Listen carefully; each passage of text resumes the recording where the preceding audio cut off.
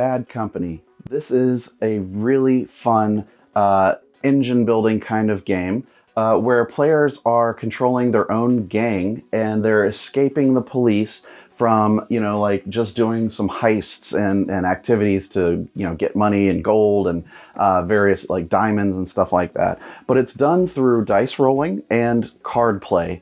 And when I say card play, what that means is you're going to be able to have your gang board, right? And everyone is on your gang that's like a number 2 to 12, because dice are rolled by the current boss, which is the current player, first player in that round.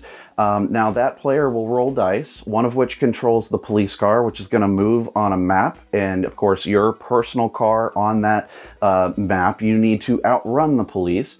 When you cross certain checkpoints, you do get some benefits like money or loot cards that give you also one-time special benefits or even victory points. But the boss rolls 4 other dice, the gold dice, and depending on that, he can choose to group them into 2 groups, so 2 dice in each group. Those numbers added together are going to trigger the effect of their gang member for those numbers. So if you rolled 5, 1, 7, and 2, you might put them in groups. So 5 and 1, that's a 6. 7 and 2 is a 9. So that boss, gets to activate their gang members 7 and or 6 and 9, whatever I said. So whoever, gang members on 6, you're going to get all their benefits, and whoever's on gang member 9 gets all of those benefits.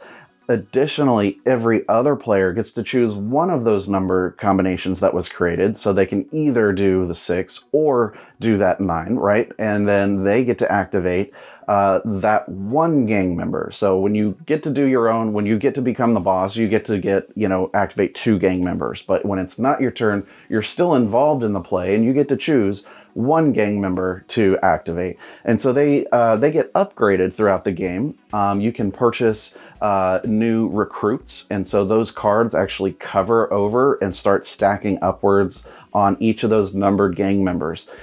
So what that does is every time that number rolls now, you will be able to get more and more benefits because you're not covering up anything, you're actually adding to it. And it could be money, or it could be loot cards, or it could be icons that actually let you cover up heist card icons. Okay, so you've got these heist cards in front of you that you want to put these little checkmark tokens on. Once that heist gets full up by having the right icons, triggered and the check marks covered on it, you'll get to score those by putting it under your board. And then there's these necklaces that the gang members get to wear. So if you have the most of a single good, like the diamonds or the gold or the bag of cash, then you get to collect that necklace. And now you get a point every time that gang member triggers who's wearing that necklace. It's a lot of fun. It's very similar to the game Space Base, if you've played that one. Personally, I like this one better. I feel like it's more engaging, a little more thematic. I find it more fun because the types of things that the rewards that you gain are very practical. They make sense.